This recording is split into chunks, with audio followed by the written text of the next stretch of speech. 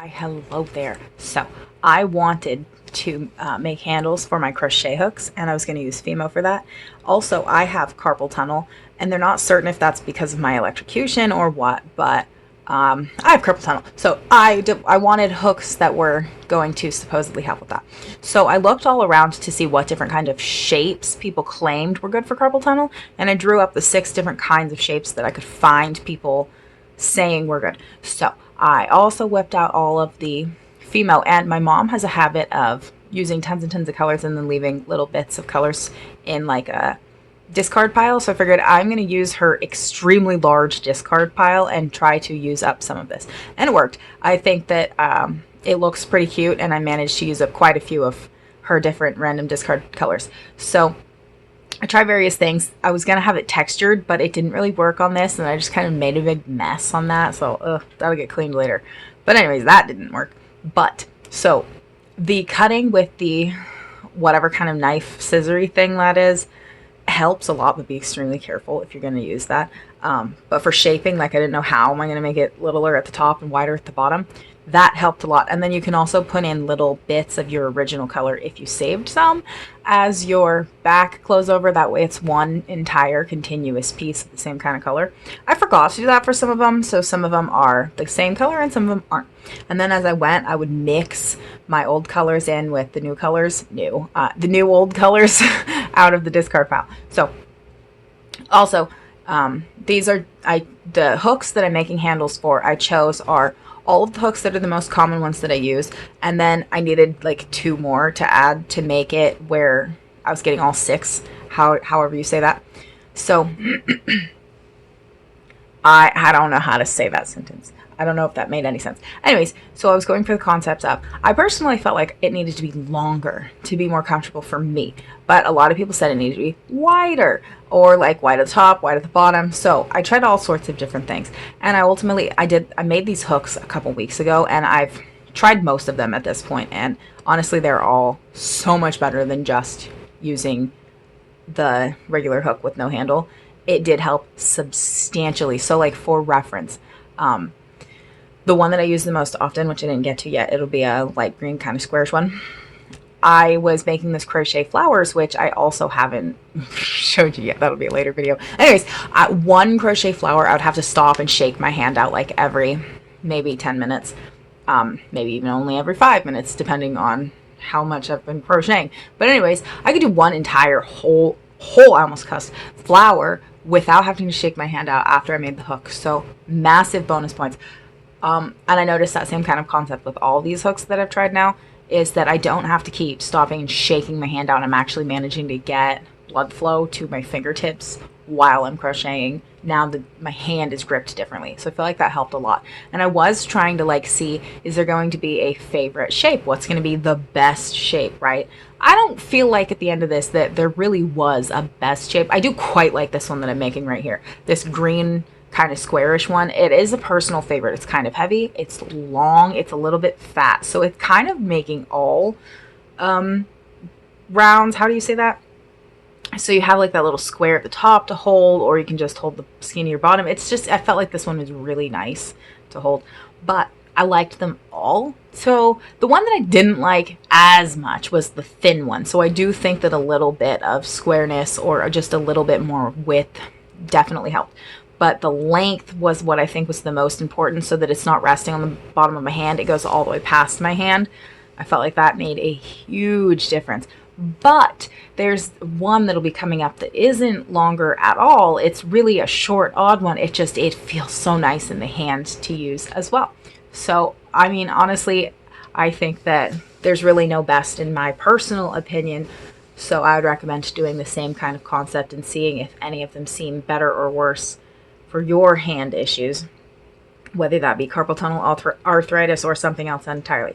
I personally have those 2 issues. Mostly it's the carpal tunnel, which was funny when I went to go see the neurologist after I got electrocuted, and he was trying to check all of the like damage throughout my body.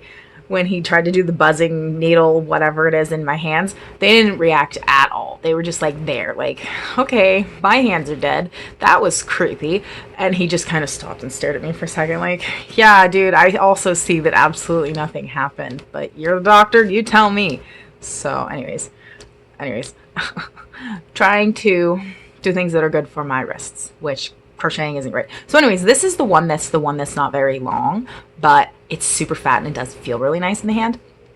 So I was seeing a lot of people were trying to say like this shape was the great shape. There's some company that makes one like this, and I figured, hey, this is a really good way to use up a lot of odd Fimo colors and then just cover it in a not odd color.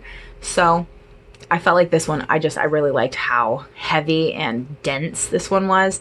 I wouldn't want all of mine to be like this, but I do like having them all different so that every time I use a different size hook, I'm getting kind of a different experience with how it feels in my hand. I don't know. I feel like the change, however you say that, the variation in what I'm doing with my hand helps as you're crafting with your blood flow and just not getting stiff fingers and stuff. And also you got to remember to try to do the piano exercises on your fingers. You know, if you do crafts like this, you need to stretch out your hands.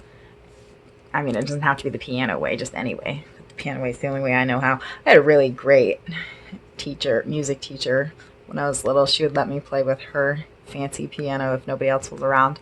I think that's fun. Anyways, this one was also kind of a nice one, this square. I just felt like it was a little bit too fat. I really liked that kind of light greenish one. That's probably my favorite. But the one that I kind of think of as a wand is also pretty cool too. And also, so I couldn't leave well enough alone. I wanted to decorate them because, you know, who wouldn't, right? So I have this gold and silver leaf stuff. So I figured I'm just going to kind of stick it on some of them here and there and see how it looks. And then I coat over it with, well, this stuff's just, it's a Fimo glue. I forget what they call it, but it's like a liquid Fimo glue so that I can stick some of the gold leaf and the silver leaf onto this. And then I'll bake it like that. And I bake it at, pretty sure it was 225, and then I check on it every 20 minutes, taking pieces out. So like the thinnest one comes out first, and that huge one doesn't come out until after like an hour or so. And they all came out really well. Bake it however your Fimo tells you to bake it, basically. And as long as your hooks are aluminum and you're cooking on only like 200 and something, they're fine. I worried because they're anodized, so like, is that bad? I don't know. I mean, I doubt it's more toxic than baking Fimo, honestly. So I decided to glaze them too because you want them to be shiny, right? So I want them to be shiny. So I decided I have so much glaze, I'm going to glaze them. So technically you're supposed to do a half an hour between coats of glaze. So I do a half an hour and then I flip them over and do the other side. And then you're supposed to let them wait an entire 24 hours to fully dry before you like use them or do anything with them. I have absolutely no idea how long I let them sit here. I totally lost all track of time. I doubt it was 24 hours. I think it was probably more like 12. But they dry so fast. I mean,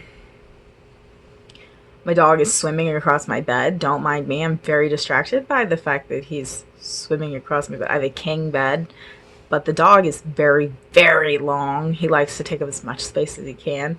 So he's trying to take up the entire end of the bed, and he almost managed. Yeah, you're gonna knock stuff down.